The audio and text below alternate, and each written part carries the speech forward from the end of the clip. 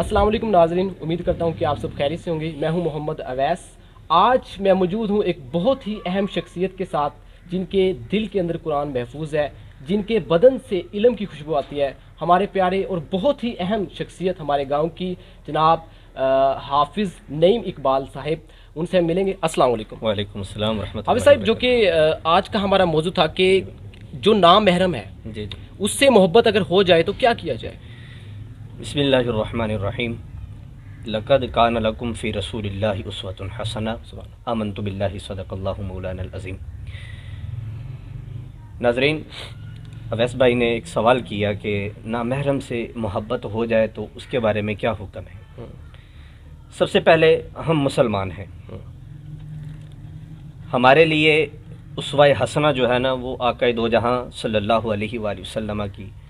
زندگی ہے، کیونکہ ہمارے لیے ماڈل جو ہے نا وہ رسول اللہ صلی اللہ علیہ وآلہ وسلم کی زندگی ہے۔ سب سے پہلے ہم نے حضور علیہ الصلاۃ والسلام کی زندگی کو دیکھنا ہے کہ آقا علیہ الصلاۃ والسلام نے کس طرح زندگی گزاری۔ قرآن کیا کہتا ہے،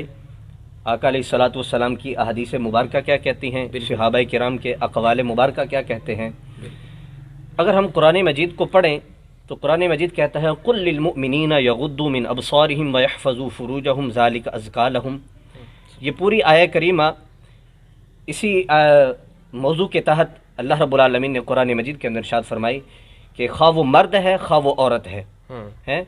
مرد کو چاہیے کہ وہ اپنی نگاہیں نیچی رکھے اور اپنے شرمگاہوں کی حفاظت کرے، بالکل اسی لیے عورت کو بھی یہی حکم دیا گیا کہ وہ اپنی نظروں کو نیچی رکھے اور اپنی شرمگاہوں کی حفاظت کرے۔ ذالک ازکیٰ لہم، یہی ان کے لیے بہتر تزکیہ ہے، بالکل ٹھیک ہے۔ تو غیر محرم کے بارے میں قرآن مجید فرقان حمید اور حضور علیہ الصلاۃ والسلام کی احادیث مبارکہ بالکل واضح ہے، ببانگ دوہل یہ قرآن مجید اور حدیث مبارکہ یہ بیان فرما رہی ہے کہ عورت کو اللہ کا قرآن بھی اونچی آواز پڑھنے کی اجازت نہیں ہے، بالکل ٹھیک ہے نا۔ صفائے مروہ ہے، ان الصفا والمروہ من شعائر اللہ، عورت جب حج کرنے جاتی ہے تو عورت کو وہاں پر بھی دوڑنے کا حکم نہیں ہے، وہ آہستہ آہستہ چلے گی، بجائے اس کے کہ مرد کو دوڑنا پڑے گا، عورت کو اس پر آہستہ آہستہ چلنا پڑے گا۔ کیوں؟ کیونکہ عورت کے جسم کے جو اعضاء ہیں نا وہ مرد سے مختلف ہیں، بالکل ایسے، اس لیے عورت کا معنی ہی پردہ رکھا گیا ہے، عورت کا معنی پردہ رکھا گیا ہے۔ اسی لیے حضور نے فرمایا کہ عورت اللہ کا قرآن بھی اونچی آواز میں نہیں پڑھ سکتی تاکہ نامحرم کی طرف اس کی آواز بھی نہ جائے، بالکل۔ اور ایک اور حدیث مبارکہ میں میرے آقا علیہ الصلوۃ والسلام نے ارشاد فرمایا کہ عورت کو کسی نامحرم مرد کے ساتھ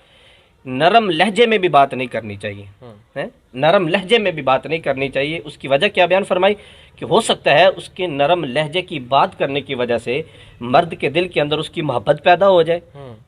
اس وجہ سے فرمایا کہ اگر وہ کسی نامحرم مرد سے بات کرے تو بڑے روب اور دبدبے کے ساتھ بات کرے تاکہ اس پر عورت کا روب اور دبدبا ہو، اس کو غلط کام کی طرف رجوع نہ کرے، بالکل۔ تو یہ قرآن اور سنت ہمیں اس بات کی طرف رہنمائی فرماتے ہیں، یعنی کہ آپ کے کہنے کا مطلب ہے پہلی بات تو انسان جو ہے وہ اپنی نظروں کو نیچا کرے۔ ہاں جی، لیکن اگر میرا کویسچن یہ تھا کہ اگر مثال کے طور پر انسان غلطی ہو جاتی ہے، اگر کہیں محبت ہو جائے، کوئی پسند آ جائے، دین کیا کیا جائے؟ دین پھر اس کے لیے یہ ہے نا کہ اگر آپ کو پسند آ گئی ہے، آپ کو محبت ہو گئی ہے اس سے، تو آپ اس کے لیے ایک بہترین طریقہ جو ہے آقا علیہ الصلوۃ والسلام کا النکاح من سنتی، بالکل، وہ اب بہتر طریقہ یہ ہے کہ آپ اس کے ساتھ نکاح کا پیغام بھیجیں۔ جب آپ اس کے ساتھ نکاح کا پیغام بھیجیں گے تو اس سے آپ کی محبت پاکیزہ ہو جائے گی۔ لیکن اگر ہم شریعت کی روح سے دیکھیں، شریعت تو ہمیں یہ بھی کہتی ہے کہ آپ اپنی منگیتر سے فون پر بھی بات نہیں کر سکتے ہیں، فون پر بھی بات نہیں کر سکتے۔ کیوں؟ کیونکہ جب آپ اپنی منگیتر سے فون پر بات کریں گے تو ہو سکتا ہے آپ کے درمیان کچھ ایسی باتیں بھی ہو جائیں جو آپ کو گناہ کی طرف مائل کر سکتی ہیں، اور وہ رشتہ پہلے ٹوٹ جاتا ہے، رشتہ پہلے ٹوٹ جاتا ہے۔ اس کے بے شمار مسائل دنیا کے اندر ہمیں دیکھنے کو ملتے ہیں کہ لڑکا لڑکی موبائل پر فون پہ بات کرتے ہیں، میسجنگ پہ چیٹ کرتے ہیں۔ آج کل تو بڑا ماڈرن دور ہے، واٹس ایپ کا بھی زمانہ ہے، لوگ ویڈیو کال کرتے ہیں، تو اس کو شریعت نے ناجائز قرار دیا۔ ہاں، اگر تمہاری وہ منکوحہ ہو جاتی ہے، تمہارا ان کے ساتھ نکاح ہو جاتا ہے، پھر آپ جس طرح ان کے ساتھ مرضی بات چیت کریں، ایسی ہے۔ لیکن شریعت نے منع کیا ہے کہ اپنی منگیتر کے ساتھ بھی بات چیت بندہ نہیں کر سکتا۔ اچھا، وہ حافظ صاحب شاید آپ کو یاد ہو حضور پاک صلی اللہ علیہ وسلم نے ایک دعا سکھائی تھی کہ یا اللہ مجھے اپنی محبت دے اور ہر اس کی محبت دے کہ جس سے جو تیری محبت تیری کرے۔ محبت کرتا ہے، جی ہاں، بالکل، یعنی کہ اس سے جہاں تک میرا کنسیپٹ ہے مجھے یہ سمجھ لگی کہ ہمیں اس شخص سے محبت کرنی چاہیے جس سے اللہ اور اس کا رسول محبت ہاں، کرتے ہیں، بالکل اور اس کی محبت کرنے کی وجہ سے ہماری اللہ کے ساتھ جو کنیکشن ہے وہ زیادہ ہو جائے۔ بالکل، اور ہمیں ہمارے سلف صالحین نے، ہمارے بزرگ نے، صحابہ کرام نے بھی ہمیں یہ تعلیم دیا کہ اگر کسی بندے سے محبت کرنی ہے تو اللہ کی رضا کے لیے محبت کریں، ہیں؟ بالکل ایسے ہے۔ اگر کسی سے نفرت کرنی ہے، کوئی ایسا کام کرتا ہے، کوئی گناہ سرزد کرتا ہے سر عام، تو اگر آپ اس سے نفرت کرتے ہیں، اس کے گناہ سے نفرت کرتے ہیں، وہ بھی اللہ اور اس کے رسول کی رضا کے لیے آپ اس سے نفرت کر سکتے ہیں۔ بالکل ایسے لیکن غیر محرم عورت کیونکہ ایک پردہ ہے، عورت کو گھر کے اندر رہنا چاہیے، اپنے جسم کا جو زیب و آرائش ہے وہ نہیں کرنا چاہیے، اس لیے نامحرم سے محبت شریعت اس چیز کی اجازت نہیں دیتی ہمیں، نہ قرآن اجازت دیتا ہے، نہ آقا علیہ الصلوۃ والسلام کی حدیث مبارکہ اجازت دیتی ہے۔ اب دیکھیں نا، جب حضور علیہ الصلوۃ والسلام نے مباہلے کا چیلنج کیا کفار کے ساتھ، اس میں حضور نے فرمایا انفسنا و انفسکم، اے کفار تم بھی اپنے مردوں کو لے کر آؤ، میں بھی اپنی مردوں کو لے کر آتا ہوں، میں بھی اپنی جانوں کو لے کر آتا ہوں، تم بھی اپنی عورتیں لاؤ، میں بھی اپنی عورتیں لاتا ہوں، تم بھی اپنی بیٹے لاؤ، میں بھی اپنے بیٹے لاتا ہوں۔ تو احادیث مبارکہ اور قرآن کہتا ہے کہ جب یہ حضور علیہ الصلوۃ والسلام کا گھرانہ چلا نا، جب حضور نے یہ چیلنج کیا تو حضور علیہ الصلوۃ والسلام بھی ساتھ تھے، اور حضور کا جو خاندان ہے خصوصاً حضور مولا علی بھی ساتھ تھے، حضرت سیدہ فاطمہ الزہرا رضی اللہ تعالی عنہا آپ بھی ساتھ تھیں، اور حسنین کریمین بھی ساتھ تھے۔ اور ایک روایت کے اندر آتا ہے جب مباہلے کے چیلنج کے لیے آپ پہنچے نا، سب سے پہلے حضور آگے موجود تھے، درمیان میں حضرت سیدہ فاطمہ الزہرا رضی اللہ تعالی عنہا موجود تھی، بالکل باپردہ تھی، ایسا محسوس ہوتا تھا جیسے کوئی شخص ہے ہی نہیں۔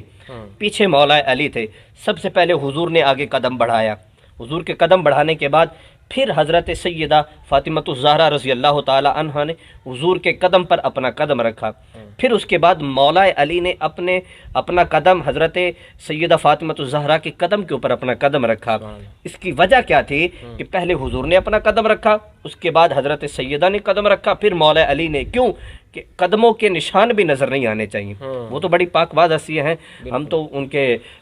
عمل اور کردار تک تو نہیں پہنچ سکتے، ہم تو گناہ گار ہیں، لیکن ہمیں ان چیزوں سے بچنا چاہیے، کیونکہ آج کل بڑا ماڈرن دور ہے، کو ایجوکیشن کا دور ہے، تو یونیورسٹیز کے اندر، کالجز کے اندر ہمیں اس چیز سے بچنا چاہیے، مسلمانوں کو آگاہ کرنا چاہیے، دین اسلام کی تبلیغ کرنا چاہیے، عمل کی طرف آنا چاہیے، صرف یہ نہیں کہ ہم نے فضائل و مناقب بیان کر دیے حضور کے بھی، صحابہ کے بھی، اور دیگر سلف صالحین کے، صرف فضائل و مناقب سے بات نہیں کرتی، عملی زندگی میں ہم آئیں، جب ہم عمل کریں گے پھر اللہ رب العالمین کی ہم پر رحمت بھی ہوگی۔ ایسے آج کی جنریشن کو اگر کسی سے محبت ہو جائے یا کوئی پسند آ جائے، کوئی لڑکی کو جو ہے لڑکا پسند آ جائے یا لڑکے کو لڑکی پسند آ جائے، پھر وہ دعا کرتے ہیں کہ یا اللہ اسے مجھے عطا کر دے، یہ میرے لیے یہ ہو، اگر میرے لیے بہتر ہے تو مجھے، لیکن دعا یہ ہونی چاہیے کہ اگر یہ تیرے حق میں میرے لیے بہتر ہے، بالکل میرے خیال سے یہ دعا ہونی چاہیے، یہ بہتر ہے، بہتر ہے۔ اور پھر اگر ان کی دعا قبول نہ ہو، وہ کہتے ہیں اللہ نے دعا قبول نہیں کی، نہیں، یہ غلط کنسپٹ ہے، اور دعا کیونکہ جب انسان گناہ کرتا ہے تو اللہ فوری عذاب بھی تو نہیں نہ دیتا، نہیں، فوری عذاب نہیں دیتا، تو پھر وہ دعا فوری کیسے، مطلب کہ تھوڑا سا ٹائم لگتا ہے اس کے لیے۔ دیکھیں نا، بعض دعائیں ایسی ہوتی ہیں جو فوراً قبول ہو جاتی ہیں، یہ اللہ پاک کی ایک حکمت ہے، بعض دعائیں وہ فوراً قبول فرما لیتا ہے، بعض دعاؤں کو وہ کچھ پینڈنگ کر دیتا ہے کہ کچھ لمحے کے لیے اس کو روک لیتا ہے، کسی کا دنیا میں اجر دے دیتا ہے، ہاں دنیا میں اجر دے دیتا ہے، اور بعض دعائیں ایسی ہوتی ہیں جو اللہ نے کل قیامت کے لیے بندے کے لیے رکھی ہوتی ہیں۔ بالکل ایسی ہے، بالکل ایسی ہے، صحیح کہا۔ اچھا، کہتے ہیں کہ اگر کسی نامحرم سے محبت ہو جائے، جی جی، گناہ نہیں ہے محبت، وہ نہیں کہہ سکتے، لیکن اس کی منزل نکاح ہونا چاہیے، ہاں منزل اس کی جو ہے نا بیسک جو وہ نکاح ہونا چاہیے، جب آپ اس کو نکاح کے ساتھ لے کر آئیں گے تو اس نکاح کے اندر بھی برکت ہوگی۔ بالکل، جیسے حضرت ختیجہ انہوں نے نکاح کی پیشکش کی، آپ صلی اللہ علیہ وسلم نے اسے قبول فرمایا، ہاں آپ نے فرمایا میں اپنے چچا سے پوچھ کر آپ سے بتاؤں گا، پھر اس کا نتیجہ کیا ہوگا کہ آقا علیہ الصلوۃ والسلام نے نکاح کیا اور ایک بڑی خوبصورت زندگی گزاری، جب تک حضرت سیدہ خدیجہ الکبریٰ حضور کے نکاح میں رہی، حضور نے دوسرا نکاح نہیں کیا۔ ایسی ہے، بالکل ایسی ہے۔ اچھا، پہلے ایک تو ہے، چلو مثال کے طور پر آپ نے پسند کی شادی کر لی، میرے خیال سے اگر محبت ہے نا وہ بیوی سے ہونی چاہیے، ہاں بالکل ہونی چاہیے، بیوی سے ہونی چاہیے، وہ محبت پاک ہوتی ہے، بالکل بالکل، بیوی سے محبت، جیسے کہ وہ حضرت عائشہ والا واقعہ تھا، آپ صلی اللہ علیہ وسلم نے کہا کہ مجھے سب سے زیادہ محبت عائشہ سے ہے، پھر صحابی کسی شخص نے پوچھا تھا کہ نہیں میں مردوں میں سے پوچھ رہا ہوں، تو آپ نے کہا عائشہ کے باپ سے، حضرت سیدنا ابوبکر صدیق، کتنی بڑی بات ہے یہ ہمارے لیے۔ اور اگر یہاں پر ایک اور بات میں آپ کو بتانا چاہتا ہوں ایس بھائی، کہ جب حضرت سیدہ خدیجہ الکبریٰ کا وصال ہو گیا نا، تو پھر جب حضور کے نکاح میں حضرت عائشہ صدیقہ آئیں تو حضور نا حضرت خدیجہ سے کیونکہ بڑی محبت تھی، بالکل تو حضرت خدیجہ کی بڑی باتیں کیا کرتے تھے، کیونکہ بڑا پیار تھا، محبت تھی، تو ایک دن حضرت سیدہ عائشہ صدیقہ رضی اللہ تعالی عنہا نے حضور کی خدمت میں عرض کی، یا رسول اللہ وہ تو عمر کے آخری حصے میں تھی، مطلب ان کو اللہ کے پاس جانا تھا، اس طرح کے نا باتیں کی حضور کے سامنے، جس طرح آج کل ہمارے معاشرے میں خواتین باتیں کرتی ہیں، ایسی تو حضور نے فرمایا نہیں عائشہ اس کے بارے میں ایسا نہیں کہنا ہے، کیوں؟ کیونکہ وہ اس وقت اسلام لائی جب کسی نے اسلام قبول نہیں کیا تھا، ایسی ہے۔ حضرت خدیجہ نے اس وقت میری مدد کی جب کسی نے میری مدد نہیں کی تھی، تو معلوم ہوا حضور نے ہمیں یہ سکھایا ہے کہ اپنی بیوی سے محبت کی جائے، اور جب حضرت سیدہ خدیجہ الکبریٰ رضی اللہ تعالی عنہا کا وصال ہو گیا تھا تو پھر حضور ان کی سہیلیوں کو تحفے تحائف دیتے تھے بلا کر، کیوں؟ میری خدیجہ الکبریٰ کی قبر جو اندر جو روح ہے نا وہ خوش ہو جائے گی۔ بالکل ایسی ہے۔ معلوم ہوا اپنی بیوی سے محبت کی جائے، نہ کہ غیر محرم سے۔ اگر محبت ہو بھی جاتی ہے بلا فرض، انسان کیا یہ فطرت ہے انسان کی، عورت سے محبت ہو بھی جاتی ہے تو بہتر طریقہ ہے کہ انسان اس کے ساتھ نکاح کرے۔ ویسے جب محبت ہو جائے نا پھر اس حساب سے ایشو کریٹ ہونے اسٹارٹ ہو جاتے ہیں، ان کے گھر والے نہیں مانتے، پھر ان کے گھر والے نہیں مانتے، پھر اچھا ویسے یہ طریقہ ٹھیک ہے کہ گھر والے اپنے بچوں کی پسند کی جو ہے وہ شادی نہیں کرتے، تو کیا اس میں بچوں کی رائے ہونی چاہیے شادی میں؟ ہاں بچوں کی، آج کل جو زمانہ جا رہا ہے اس میں بچوں کی رائے ضروری ہونی چاہیے، میرا خیال ہے، یہ میرا اپنا ذاتی خیال ہے کہ بچوں کی رائے کو پوچھنا چاہیے کہ آیا بچہ کہ میں تمہارا فلاں جگہ رشتہ کرنا چاہتا ہوں، آپ راضی ہیں کہ نہیں راضی؟ تو بچوں کی رائے ضروری ہونی چاہیے، ہاں کیونکہ زندگی انہوں نے گزارنی ہوتی ہے۔ لیکن آج کل کے جو کچھ والدین بھی ایسے ہیں وہ نا اپنے بچوں کی کہیں بھی شادی کرتے ہیں، وہ جیسے کہ کہتے ہیں کہ بکری کو نا قلعے کے ساتھ باندھ دیا، جیسے مرضی کھا، گھاس کھا، جو مرضی کھا، تیری مرضی ہے۔ اسپیشلی یہ جو پرابلم کریٹ ہوتا ہے نا ہماری لڑکیوں کے اندر ہوتا ہے، لڑکے پھر مینیج کر جاتے ہیں، لڑکیاں جب ہماری اگلے گھر جاتی ہیں پتہ نہیں ان کا کیسا ماحول ہوتا ہے، ہمارے ماں باپ بس ان کو بھیج دیتے ہیں، لیکن سمجھدار وہی ہوتی ہے جو وہاں پہ جا کے ان کے ماحول کو ایڈجسٹ کرے وہاں پر۔ ایسی ہے، تو کہیں نہ کہیں میرے اندازے سے والدین بھی صحیح سوچ رہے ہوتے ہیں، کیونکہ والدین کا جو نظریہ ہے نا وہ اس چیز کو اس حساب سے سوچ رہے ہوتے ہیں، کیونکہ وہ سوسائٹی میں رہتے ہیں، ان کو اپنے بچوں سے زیادہ پتہ ہے، ان کو پتہ ہے کہ جو وقت کی آنے والی پرابلمز ہے وہ کیسے ہو سکتی ہیں، کیونکہ کبھی بھی وہ اپنے بچوں کا وہ نقصان چاہتے ہیں۔ ماں باپ تو کبھی بھی برا نہیں سوچتا اپنے بچوں کا، بالکل ایسی ہے۔ تو والدین کو چاہیے کہ اپنے بچوں کے ساتھ کمپرومائز کرے، اور بچوں کو چاہیے کہ اپنے ماں باپ کے ساتھ ایک فرینڈلی ماحول ہونا چاہیے ماں باپ کا بچوں کے ساتھ، زندگی پھر ایسی گزرے تاکہ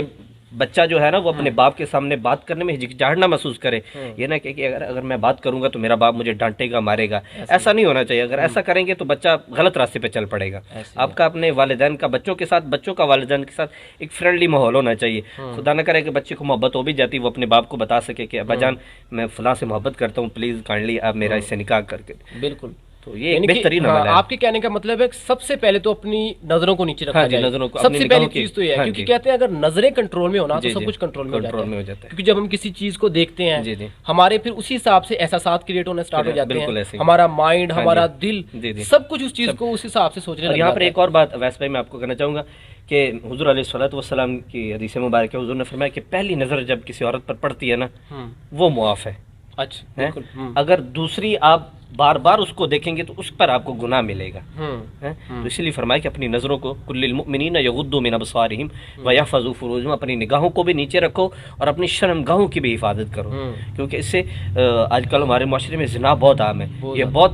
اور اس کی بڑی وعیدیں قرآن مجید کے اندر آئی ہیں، سورہ نور کے اندر الزانیۃ والزانی فجلدوا کل واحد، یہ ایک پورا ایک موضوع قرآن نے ہمیں دیا ہے، بالکل ایسی ہے۔ تو یہ ایک بڑی موذی مرض ہے زنا والی، اللہ اسے ہم سب کو محفوظ فرمائے۔ آمین آمین۔ اچھا حافظ صاحب، لیکن اس معاشرے کے اندر انسان کو مجبوری کے تحت بھی جو ہے زندگی گزارنا پڑتا ہے، جیسے کہ یونیورسٹی کے اندر، اب ظاہری بات ہے مجبوری ہے انسان کی، پھر آمنا سامنا ہوتا ہے، وہ ٹیسٹ کوئز اور وغیرہ، تو اس کو کیسے ڈیل کیا جائے؟ وہ بھی میں آج صبح پڑھ رہا تھا اس حوالے سے بھی کہ اگر بندے نے تعلیم حاصل کرنی ہے، وہاں پر کو ایجوکیشن ہے، اس کو کوئی اور چارہ نہیں ہے لیکن اس نے پڑھنا ضرور ہے، تو اس کے لیے شریعت اس کو اجازت دے دیتی ہے، یعنی کہ مجبوری کی وجہ سے اس کو اجازت دے دیتی ہے کہ وہ ایسے ماحول میں تعلیم حاصل کر سکتا ہے، لیکن اپنے آپ کو بھی بچانا ہے۔ بالکل ایسے، یعنی کہ یہاں جو ہماری کنکلوژن یہ کل ملا کے ہمیں یہ نکلا کہ 100% میں سے 50% جو ہے بچوں کی بھی جو ہے وہ دیکھنی چاہیے کہ بچے کہاں پسند کرتے ہیں، کس کو پسند کرتے ہیں، اور 50% والدین کی، کیونکہ والدین بھی نقصان نہیں چاہتے اس کا۔ سو آپ کا کہنے کا مطلب ہے کہ نکاح